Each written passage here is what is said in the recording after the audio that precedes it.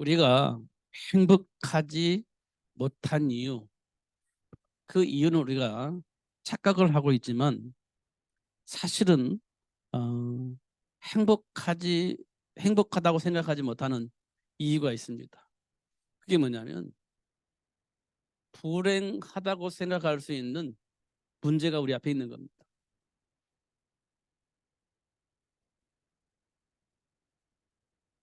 문제는요, 삶의 문제입니다.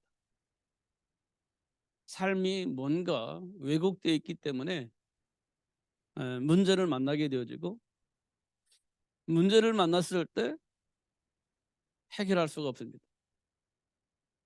이게 삶의 문제입니다. 다시 말하면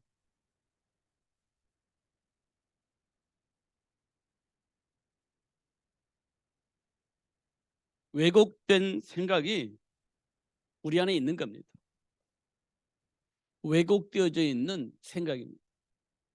그러니까 왜곡되어져 있는 생각은 왜곡된 삶을 살겠죠.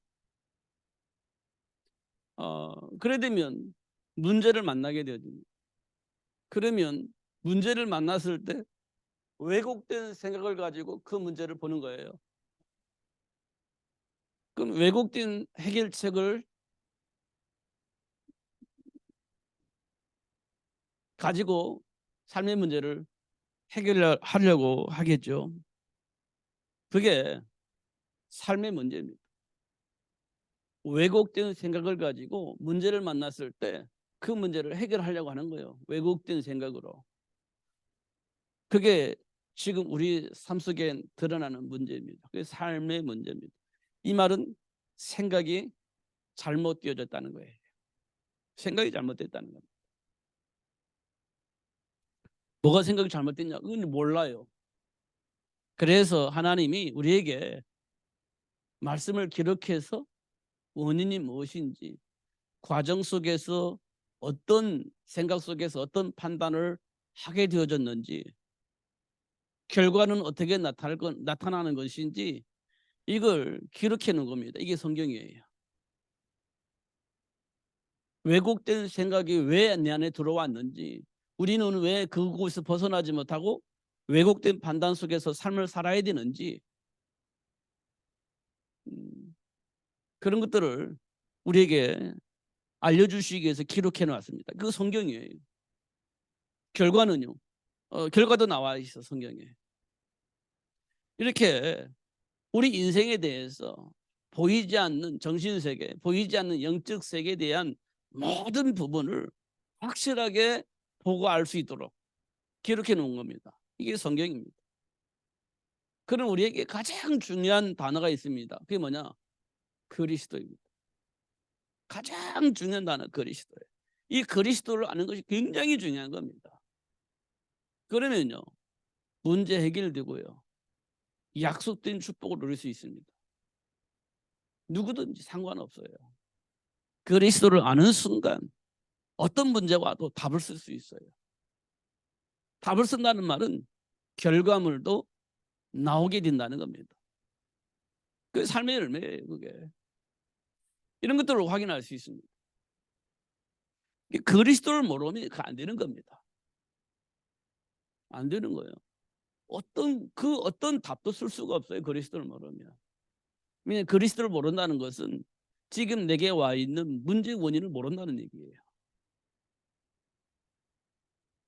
원인을 모르는 겁니다. 그러면 우리는 무엇만 가지고 살아야 되냐면 방법을 가지고 사는 거예요. 근본적인 답은 모르지만 방법을 통해서 어떻게 하면 잘 먹고 잘 살 수 있을까? 이게 이 땅에 사는 사람들이 가지고 있는 생각입니다. 어떻게 하면 잘 먹고 잘 살까? 이거밖에 없어요. 문제 없이 우리는 문제를 안 만날 수가 없어요. 이 세상이 문제투성인데 어떻게 그 문제를 안 만날 수 있습니까? 안 만날 수가 없어요. 작은 문제이든 큰 문제이든 문제 만나게 되어 있습니다. 근데요, 작은 문제가 결국 큰 문제가 돼요. 뭐 아이들 싸움이 어른 싸움 된다면서요. 그러니까 아무것도 아닌 문제 가지고요, 큰 문제가 되는 겁니다. 이게 작은 문제도 작은 문제가 아니에요. 그 큰 문제가 될 수 있습니다. 근데 큰 문제는요. 그게 문제가 안 될 수도 있습니다. 왜냐? 해결하면 되는 거잖아요. 근데 아무리 작은 문제를 할지라도 해결할 수가 없으면 큰 문제가 되는 거예요. 그러니까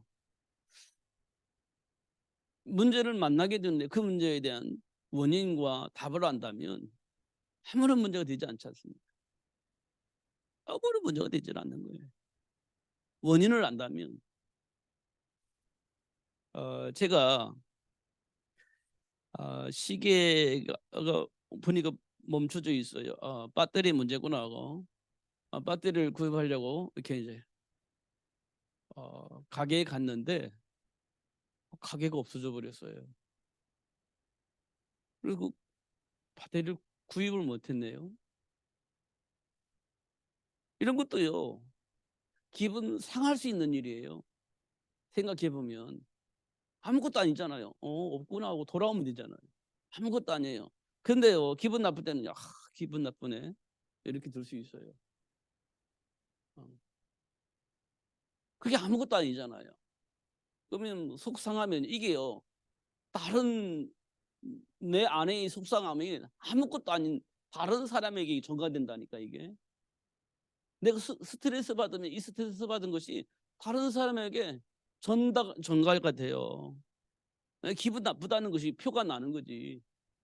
그게 전달되는 겁니다 그거. 아무것도 아니잖아요. 근데 그게 전가되는 거예요. 그러면 상대방은요. 뭣도 모르고 기분 나빠지는 거예요 또. 기분 나쁘게 대해 주니까 기분 나쁘잖아요. 이게 확산되는 겁니다 이거. 이런 일이 벌어질 수 있어요. 어. 근데 자기는 아니 감정이 없어서도 감정이 표출이 되는 거예요. 그게 전달되는 거 아닙니까? 이런 것들이 생기는 거 이게 이제 삶의 문제예요. 근데 근데 처음에 스타트할 때 문제 원인을 딱 발견하면 뭐가 지금 작동된다는 사실이 확인된다면요. 그리스도 잡으면 그게 해결되는 거예요. 아무것도 아니에요 그거. 그런데 이 그리스도로 해결하지 않으면 이게요. 막 계속 확산되는 거예요 이게. 문제가. 정신적인 문제가 스트레스 문제가 계속 확산되는 겁니다 이거. 아무것도 아닌데 그런 일이 생기는 겁니다. 그래서 그리스도를 아는 것이 굉장히 중요한 겁니다. 자, 그러면 그리스도가 왜 중요하냐? 우리가 잘 알고 있는 그 그리스도는 삼직이잖아 삼직. 이거 삼직은 세 가지 직분을 말하는 거예요. 세 가지 직분.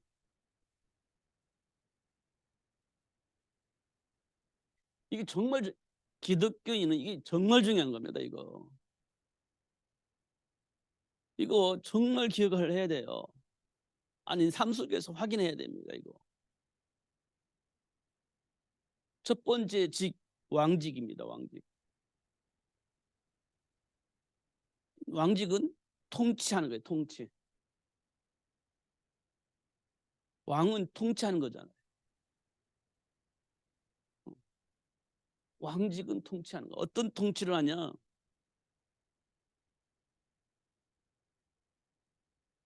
사단의 일이 작동되지 않도록 통치하는 거예요. 사단의 일을 제어하는 통치를 하는 거예요. 그러니까 하나의 백성을 사단에게 속지 않고 저주와 재앙 가운데 빠지지 않고 하나님 자녀로서의 신분 권세를 누리면서 하나님 주며 축복을 누릴 수 있도록 통치를 하는 거예요. 그게 왕직입니다. 세상의 임금 마귀가 하나의 백성을 건드리지 못하도록 통치하라는 거예요. 그게 왕직입니다. 우리가 왕의 통치를 받으면 사단을 우리가 간섭할 수가 없어요. 왕의 통치를 받으면 돼요. 그리스도 안에 있는 왕의 통치를 받으면 저주와 재앙을 가져다주는 사단이 우리를 간섭할 수가 없어요. 이게 왕직입니다 이거. 이거 확인을 해야 됩니다. 왜냐하면 우는 사자처럼 삼킬 자를 잡고 있는 사탄이요. 우리를 공격하잖아요. 공격받잖아요. 근데 공격받지 않도록 왕이 우리를 간섭을 하시잖아요. 받아야 돼. 그러면 문제가 없어요. 문제가 없어요. 이게 왕직입니다. 두 번째는요. 뭐가 있어요? 제사장직이 있습니다. 이 제사장직은 뭐냐? 허물과 죄의 문제를 해결해 주시는 분이에요. 죄의 문제를 해결해 주시는 분이에요.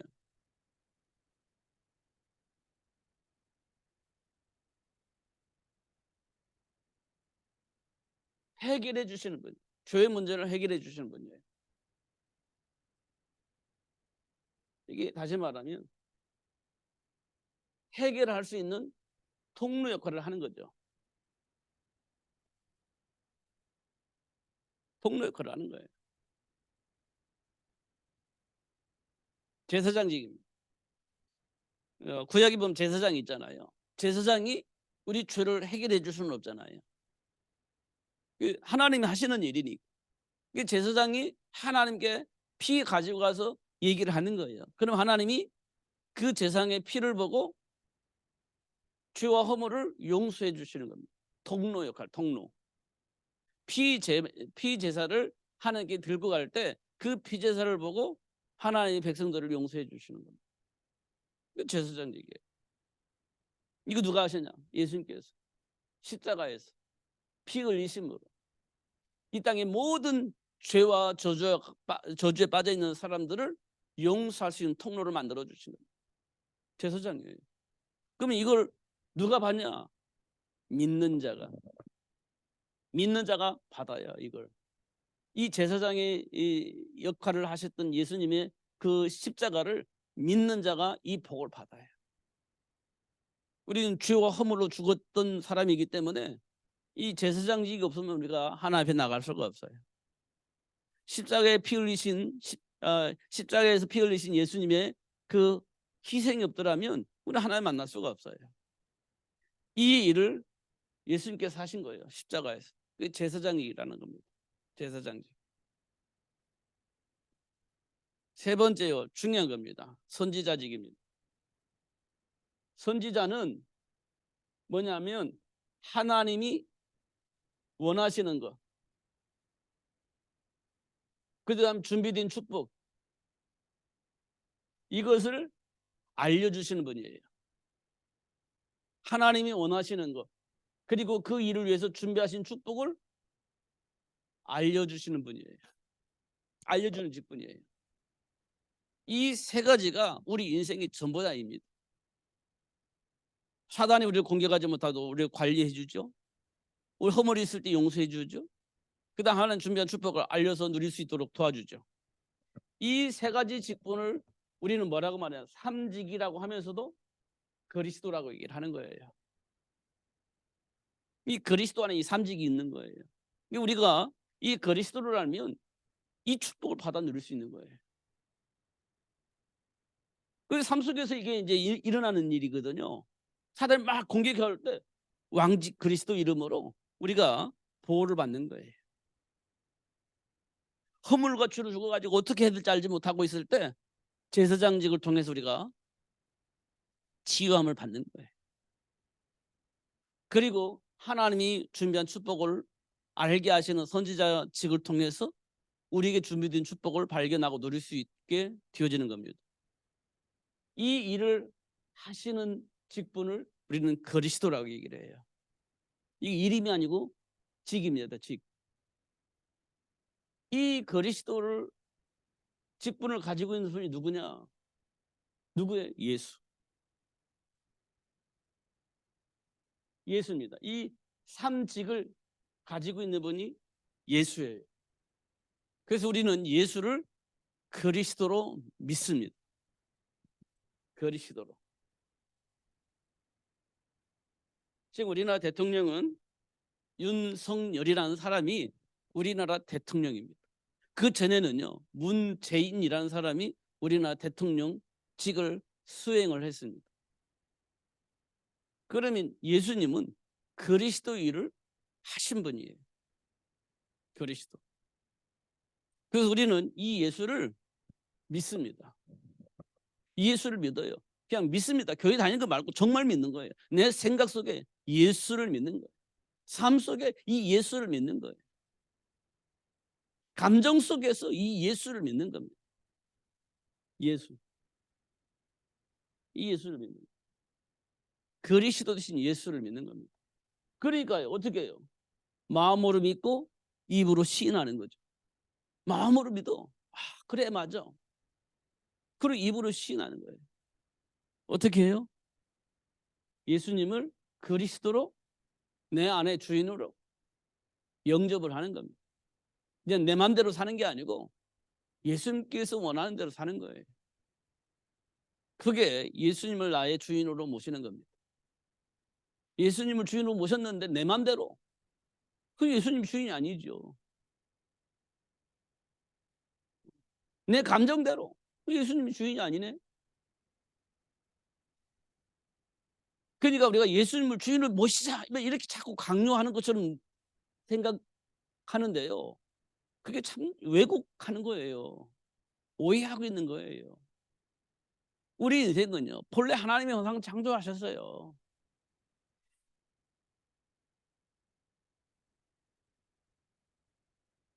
하나님의 형상입니다. 우리가 하나님의 형상 창조했잖아요. 그리스도는 하나님의 형상이니라 이렇게 되어 있어요. 그러니까 우리가 그리스도 직분을 가지고 살 수 있도록 하나님 우리를 창조하신 거예요. 그런데 사단에게 속으면서 이 그리스도의 이 신분을 잃어버린 겁니다. 잃어버린 거예요. 하나님의 형상을 잃어버린 것은 그리스도 안에 준비된 축복을 누릴 수 있는 축복을 가지고 있는 인간이었는데 그걸 상실해버린 거예요. 하나님을 불신하고 떠나면서. 그러면 이게 하나님의 형상이 회복된다는 말은 그리스도의 직분이 회복되어지는 거예요.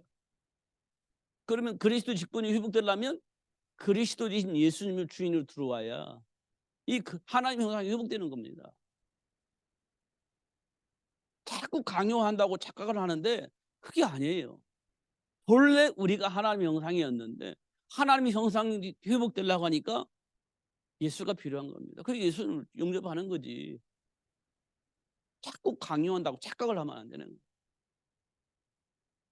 이때 어떤 일이 벌어집니까? 요한복음 14장 25절에서 27절에 보니까 내 안에 계신 그리스도 영이신 성령 하나님이 그리스도 영이신 성령 하나님이 하나님 나라에 대해서 가르쳐주고 깨닫게 하시고 그 복을 누릴 수 있도록 역사하신다고 하잖아요. 내 안에 그리스도 영이신 성령이 들어오지 않으면 이런 일이 일어나지는 못하는 겁니다. 일어나지 않아요.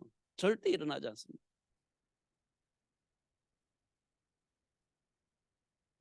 이걸 보고 우리는 하나님의 은혜라고 합니다.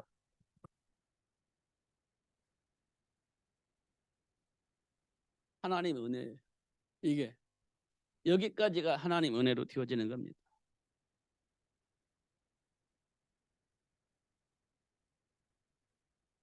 그러면요. 하나님 우리에게 문제를 주잖아요. 이게 문제가 아니라 너무 사실은 굉장히 중요한 일이에요. 문제가 없으면 우리 몰라요. 알아야 있어야 됩니다. 하나님 우리를 왜 창조하셨는지 그 이유를 알려면 문제를 만나요. 문제가 있어야 됩니다. 왜냐하면 이 문제는요. 사단의 존재를 폭로하는 겁니다. 사단의 존재에 대해서 폭로하는 거예요. 문제를 통해서 사단의 존재를 폭로합니다. 문제가 우리에게는 사실 절대 필요하죠. 절대. 왜냐하면 이 문제 사단의 존재가 있어야 인간의 정체성이 확인되어지는 겁니다. 인간 정체성이 확인되어지는 거예요. 이게 문제가 있어요. 그러니까요. 이 문제를 통해서 우리가 확인하는 건요. 사단이 어떤 존재예요? 하나님을 대적하는 자예요. 문제를 통해서 하나님과 함께한 삶을 누리지 못하게 하려고 속이는 자입니다. 이게 대적하는 자야. 하나님을 대적해 하는 자야. 이게 사단이에요. 이 누구를 통해서? 인간을 공격하기 위해서 사단이 우리를 공격하는 거예요. 하나님의 계획이 이루어지지 않도록 하기 위해서 사단이 우리를 공격하는 거예요. 그 사실을 알게 하려면 삶의 문제가 있어야 되는 거예요. 이 문제가 있을 때 내가 하나님을 모르고 있다, 이것도 알 수 있고, 하나님을 알고 있는데 사단이 나를 공격하네, 이것도 알 수 있고, 하나님께서 나에게 이런 사명을 주셨구나, 그 사명도 깨달을 수 있고, 막 이런 일들이 생기는 겁니다. 이게 문제 속에 숨겨져 있는 겁니다. 내가 하나님의 자녀인데 사단이 이런 방법으로, 이런 감정을 통해서 이간질하고 공격을 하고 있구나. 이게 언제 확인할 수 있냐면 문제가 터졌을 때 확인할 수 있어요. 근데 사단이 나를 공격하는지는 몰라. 내가 하나님을 모르네. 하나님 뭘 원하시는지 모르고 있었네. 이런 것도 확인할 수 있어요. 문제가 터지면 내가 하나님과 함께한 삶을 모르고 있었구나. 뭔지 모르게 나는 열심히 하는 것처럼 생각을 했는데 내가 하나님을 모르고 있네. 내가 어떤 삶을 살아야 되는지 삶의 이유도 잘 모르고 있네 라는 사실을 확인할 수 있어요. 문제 터져보면 아는 거예요. 그 문제는 우리에게 굉장히 중요한 일입니다. 사실은 하나님 자녀에게는요, 축복이에요. 사실을 확인할 수 있는 축복의 통로입니다. 저주와 재앙이 아니고 축복의 통로입니다. 이거 확인할 수 있어요. 결국 사단은요, 우리를 향해서 하나님 준비한 축복을 누리지 못하도록 왜곡하고 하나님을 대적하게 만드는 자임을 확인할 수 있어요. 그게 삶 속에 만나는 문제예요. 여기에 당한 사람들이 바리새인들이에요. 율법주의를 가지고 완전히 당했죠. 당하는 겁니다. 그래서 하나님께서 성령 하나님 보내주셔서 뭘 합니까? 이 대적하는 자가 있기 때문에 그 대적하는 자를 이겨먹을 수 있도록 하나님께서 우리에게 뭘 주셨어요? 정복하고 다스릴 수 있는 권세를 주신 겁니다.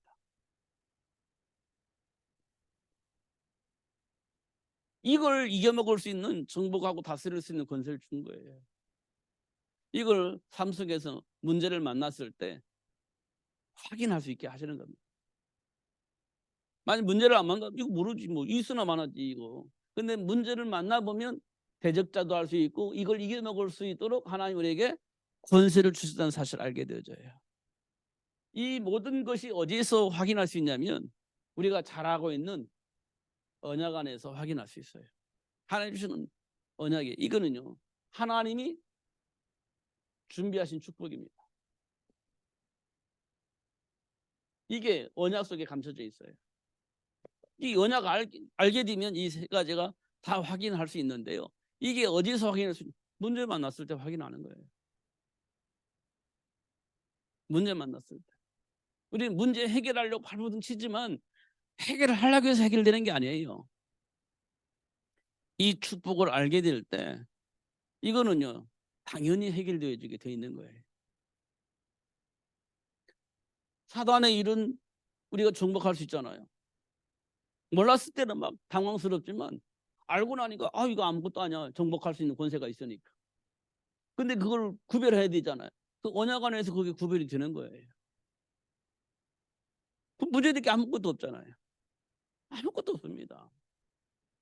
근데 모르면 이제 문제가 되는 거예요. 근데 하나님은 이 문제를 통해서 하나님 주신 축복을 알게 하시고 누릴 수 있도록 하시는 것을 확인할 수 있어요. 그래서 우리가요,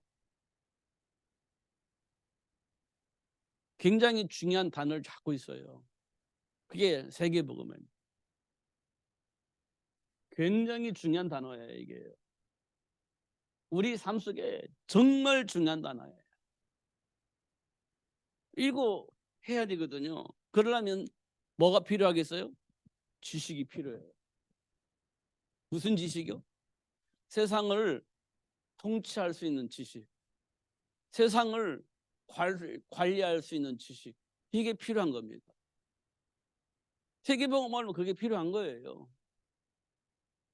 그냥 그리스도하고 가만히 있으면 세계복음화 되지 않습니다. 정치, 경제, 문화를 관리할 수 있는 지식이 필요해요. 세계를 복음화할 수 있는 마인드가 우리에게 필요해요. 그러려면 그 마인드를 가지고 사람들을 관리하려면 지식이 필요해요. 문화인을 관리하려면 문화의 지식이 있어야 되고, 정치를 관리하려면 정치 지식을 있어야 돼요. 경제를 가지고 세계 복음화하려면 경제 지식을 가지고 있어야 됩니다. 그렇게 하지 아니하고서는 현장 복음화 불가능해요. 그러니까 우리는요, 뭘 해야 돼요? 어릴 때부터 공부를 해야 돼요. 이거는 100점 맞는 공부가 아니고요, 현장을 복음화하기 위한 지식을 쌓는 거예요. 현장을 복음화할 수 있는 지식. 우리가 창세기 4장에 보면 가인이 이 현장을 다 지배했잖아요. 경제를 가지고 지배했잖아요. 기술을, 이 경제를 어떻게, 기술을 가지고 장악을 한 겁니다. 현장을 기술을 가지고 장악한 거예요. 그러니까 문화 따라오지 정치 다 따라오게 돼 있는 거거든요. 그러니까 가인이 세상을 지배한 거예요. 실력을 가지고, 기능을 가지고 경제를 장악하니까 문화 따라오지 정치 따라오게 돼 있다니까. 이 현장 복음화할 수 있는 실력을 갖춰야 돼요. 이게 굉장히 중요하죠. 다윗이 막 그리스도 해가지고 골리앗을 이겼냐? 그렇지 않아요. 양을 치면서 사자를 이기는 방법을 배웠어요. 곰을 이기는 법을 배웠어요. 그리스도 안에 있는 지혜와 지식을 가지고 사자를 이겨먹을 수 있는 방법, 곰을 이겨먹을 수 있는 방법을 가지고 양을 친 거예요. 근데 골리앗이 이스라엘을 공격해 왔어요. 근데 골리앗이 이겨먹어야 되잖아요. 그 그리스도 안에 있는 훈련을 통해서 골리앗 이기는 방법을 알고 있었던 겁니다. 골리앗 이기는 거예요. 갑자기 믿음을 가지고 골리앗을 이긴 게 아니에요. 양을 치면서 사자를 이기는 방법, 곰을 이기는 방법, 이게 이제 알고 있었던 겁니다. 그러니까요, 사자와 곰을 이겨먹듯이 골리앗도 이기는 방법을 가지고 있었던 겁니다. 그게 실력입니다. 실력. 믿습니다 해도 된 게 아니에요. 실력. 이게 필요한 겁니다. 삶의 현장에 그게 필요한 거거든요. 삶의 현장에. 요셉이요, 막 믿습니다 해가지고 형통한 복음을 받은 게 아니에요. 실력을 가지고 이긴 겁니다. 실력을 가지고. 농사를 한 번도 안 잡았는데 그리스도 안에 있는 지혜를 가지고 농사 짓는 법을 배운 거예요. 농사 짓는 법을 배운 거예요. 습득한 겁니다. 그 다음에 요셉이요, 보디발의 집을 너무나 행복하게 만들었잖아요. 그게 이제 사람 관리하는 거거든요. 사람 관리하는 거잖아요. 언제 왔냐? 요셉에게 보디발 집을 맡겼을 때, 그때부터 하나님께서 요셉을 축복했는데요, 그 집이 복을 받아요. 하나님이 요셉에게 뭘 줬어요? 잘 관리할 수 있는 지식을 준 거예요. 지혜를 준 거예요. 그러니까 보디발의 집이 너무 풍요로워지고 행복해지는 겁니다. 보디발이 깜짝 놀라고, 이야, 도대체 뭐냐? 요셉을 지켜볼 만큼 집에 평안이 생긴 거잖아요. 평안이.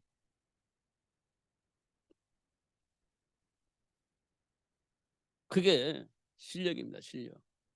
그게 하나님께로부터 내려오는 거예요. 그러니까 보디발을 누가 뭐라고 하겠습니까?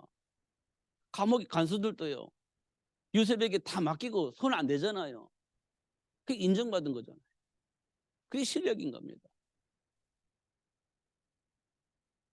그런 거 우리가 봐야 됩니다. 그게 공부예요. 근데 우리는 죽으려고 100점 맞으려고 공부하니까 막 신경질 나는 거예요. 하기도 싫고 놀고 싶고. 안 되는 거지. 100점 맞으려고 하지 말고 현장을 살릴 수 있는 실력을 갖추는 거 하나씩 만들어내는 거예요. 그러면 어느 날요, 멋있는 사람이 되는 거예요.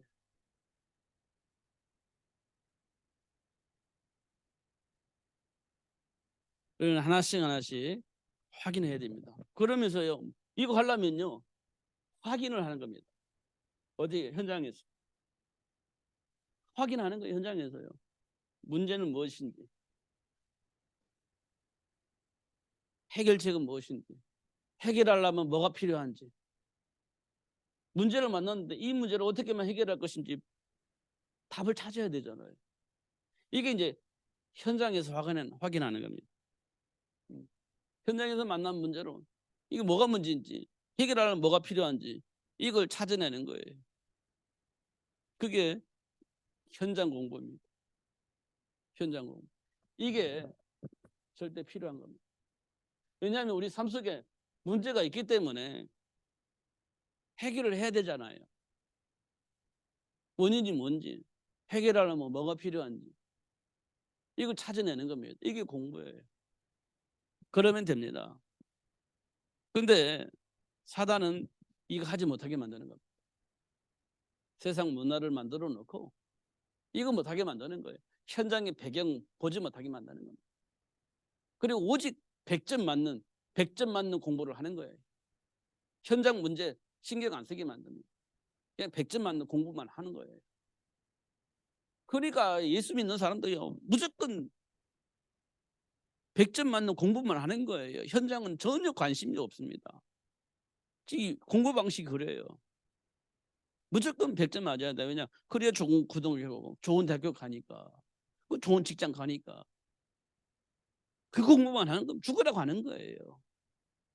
현장은 죽든 말든 상관 안 해요. 하나님은 그걸 원하지 않습니다. 현장의 문제를 보고 그 문제를 어떻게 하면 해결할 것인지에 대한 답을 가지고 준비하라고 얘기를 하고 있는 거예요. 하나님 중심 안에서 그걸 봐야 되는데 우리는 100점 맞는 것이 우선이고 좋은 학교 가야 하는 게 우선이다 보니까 하나님 말씀은 자꾸 뒤로 밀려납니다. 그게 안 돼요. 그거 왜 안 되냐? 공부한데 모든 걸 다 쏟았어요. 그럼 나머지 하나님께 나오려면 기진맥진이야. 아무것도 안 돼. 그렇게 가고 있잖아요. 세상이 그렇게 가고 있잖아요. 이런 부분도 우리가 좀 봐야 돼. 그게 현실이거든요. 그러다 보니까 뭐 결혼도 안 하고 있다, 뭐 애기도 안 나겠다, 뭐 이런 얘기 하는 거야. 이건 그냥 뉴스에 나온 건데요. 이건 실현 가능성이 있을지 없을지는 모르겠는데 어떤 기독교 단체에서 나라에 요청한 게 있어요. 기독교 단체가 나라에 요청했습니다. 뭘 요청했냐? 후손들을 낳을 수 있는 방법, 우리 자녀들을 잘 키울 수 있는 방법 이렇게 그 나라에 요청을 했더라고. 그게 뉴스에 나왔는데 뭐냐면 결혼하는 사람에게 2억씩 준다. 2억씩 결혼한 사람에게. 그리고 6년 안에 아이를 2명 낳으면 2억이라는 돈을 감면해 준다. 돈을 안 갚아도 된다. 이런 얘기를 했더라고요. 그래서 우와, 이거 좀 매력적이다 이런 생각을 했어요. 2억 받고 애기 2명만 낳으면 그 2억이 내 돈이 되는 거야. 나라한테 안 갚아도 돼. 이게 우리 후대를 살리는 좋은 방법이다. 뭐 이렇게 이제 뉴스 나오더라고요. 그래도 난 싫어. 2억 안 가져도 돼. 이런 생각을 할 수 있는 사람들은 많이 있겠지만 그런 생각도 좀 매력적이다 이런 생각을 했습니다. 아기를 안 낳으니까 그런 방법도 만들어내는 것도 확인할 수 있어요. 왜냐하면 문제니까. 후손이 없으니까. 그 강화도는요. 얼마 있으면 강화도라는 동네에는 사람이 없어진대요. 왜? 아기를 안 낳으니까. 죽는 나이 드신 분들은 이제 돌아가시는 분들 많고 낳는 사람은 죽고 적게 되고 그게 죽는 사람 월등히 많고 태어나는 아이들은 적고 그럼 나라 그 동네가 없어지죠. 그 뉴스 나왔어요. 강화도 얼마 있으면 강화도 없어진다고. 사람이 없으니까. 이런 뉴스 나왔습니다. 이게 문제거든요. 해결책이 뭐냐? 해결책이 뭐예요? 해결 낫는 거지. 그러면 그 강화도이란 동네에 사람이 살 수 있는 그 뭔가 만들어 줘야죠. 이게 해결책 아닙니까? 이런 것들 우리가 확인을 해야 돼요. 정말 중요합니다. 그래서 이 삼직을 모르면 이게 가능하지 않아요. 그럼 어디로 가냐? 그 사람들은요, 전부 다 살 수 있는 곳 다 이동을 하는 거잖아요. 수도권이니까. 수도권 다 이사 올 거 아니에요. 살만한 곳은 다 이사 올 거 아니에요. 그럼 강화도는요, 그냥 없어지는 거예요. 그럼 북한하고 접경이니까 군인들만 있겠지. 이런 것도 우리가 확인할 수 있습니다.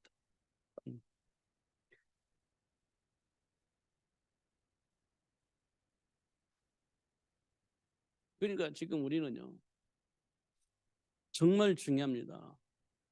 하나님이 우리를 왜 부르셨는가? 이유를 알아야 돼. 이유.